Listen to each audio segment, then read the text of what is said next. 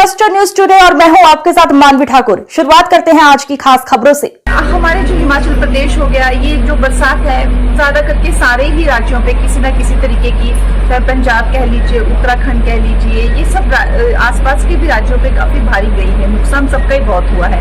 हिमाचल प्रदेश में खासकर बहुत निराशाजनक सिचुएशन है, क्योंकि वहां पर अगर आप देखें NHAI का जो है वो काम पूरे युद्ध स्तर पर हो रहा है। उन्होंने रातों रात जो है जैसे कैसे जो है कनेक्टिविटी ला दी, लेकिन जो लिंक रोड है और जो राजमार्ग है उनकी बहुत दुर्दशा है। वहाँ से मलबा तक नहीं उठा हुआ है। तो मैंने अभी मुख्यमंत्री जी को भी वहाँ पे हिमाचल में जो एक लेटर लिखा है, विक्रमादित्य को भी मैंने लेटर लिखा है, वो PWD मिनिस्टर है।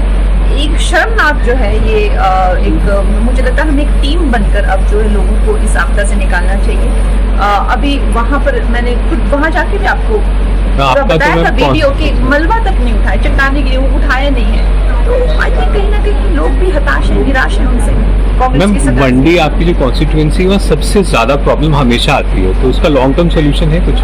देखिए, मंडी में जो है वो ट्राइबल एरिया ही है। 70% almost 65 to 70% Himachal Mandi area में ही आता है। तो ऐसा लगता है कि मंडी में सब हो रहा है। और आप देखिए, वो हमारे हिमाचल में कहावत है ना, कहाँ भरमौर और कहाँ पांगी, मतलब इतने दूर दूर है।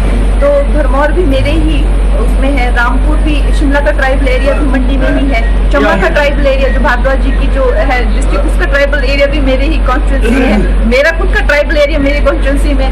तो खैर आई थिंक ये अब क्या कह सकते हैं, पूरे देश का सबसे ज्यादा क्षेत्रफल वाला ये सेकंड लार्जेस्ट क्षेत्रफल वाला ये एरिया है। तो मुश्किल है, इनसर्विसेबल है, इसमें कोई दो राय नहीं है, किसी से छुपा नहीं है। लेकिन फिर भी चलो, लाहौल स्पीति मेरे क्षेत्र में है, तो बहुत ज़्यादा नॉन माइलेज भी है, नो माइलेज एरिया भी है, जहाँ पे डेड माइलेज जिसको कहते हैं, बहुत सारा डेड माइलेज एरिया भी है, जहाँ पे कोई लोग नहीं है, लेकिन बस सिर्फ पहाड़ और नदियाँ ही हैं। तो खैर, अब जैसा मैंने कहा कि ये कॉन्स्टिट्यूंसी की जो पूरी बनावट है, इस तरह से पूरा क्षेत्रफल है, इस तरह से पूरा ट्राइबल एरिया है, तो है चैलेंजिंग टेरेन पर। मैम, क्लाइमेट चेंज का जो वाइडर इशू है और जो पहाड़ी क्षेत्र उत्तराखंड की आपने बात की, हिमाचल जो इफेक्ट हो रहे हैं, इसको कैसे एड्रेस करना चाहिए? बिकॉज ये हर साल और ज़्यादा प्रॉब्लम आ रही है। जी, देखिए, आगे गोइंग फॉरवर्ड हमारा जो, मैंने वहाँ पे बैठ कर लोग अपने जो भी लोकल जनप्रतिनिधि है उनसे भी बात की कि एक होलिस्टिक अप्रोच होनी चाहिए, कि सिर्फ ये टूट रहा है हम इसको डंगा दे दें, टूट रहा है डंगा दे दें, ये एक अप्रोच से हम आगे नहीं बढ़ सकते हैं। सबसे पहले तो हमारा ग्रीन कवर, जो जिस तरह की ट्रीज वहाँ पे उगते हैं, देवदार के, उनका क्या विशालकाय होती है, उनकी जड़ें कितनी होती हैं। एक तो सबसे पहले ट्री कवर, वहाँ पे कितनी ज़्यादा तस्करी लकड़ियों की स्मगलिंग हो रही है, एक वो सबसे बड़ा चैलेंज है। सेकंड जो चैलेंज है कंस्ट्रक्शन, अभी जो डिजास्टर जो मिनिस्ट्री होती है उसके सर्वे में बताया गया कि दुगना भार जो है हिमाचल की वैली पर है, जितना वो ले पाएगी, और 4 गुना जो है उत्तराखंड की वैली पर है। तो चैलेंजेस हर तरह से हैं। रेगुलेशंस वहाँ पे है नहीं कोई किसी तरह की, और लोग जो हैं जहाँ जहाँ मन करता है वहाँ चाहे वो नदी के किनारे हो, चाहे कुछ। सरकार को भी एक रूप बांटना चाहिए, हाथ इसमें कड़े कदम लेने चाहिए रेगुलेट करने के लिए, नंबर 1। नंबर 2 जो है, जन जन को जुड़ना पड़ेगा। चाहे एक पेड़, प्रधानमंत्री जी तो कर रहे हैं ना, बहुत कितना कर रहे हैं वो, एक पेड़ माँ के नाम, हम लोग भी कितना कर, लेकिन जनसाधारण को कितना जुड़ता है इन योजनाओं से, वो भी फर्क पड़ता है।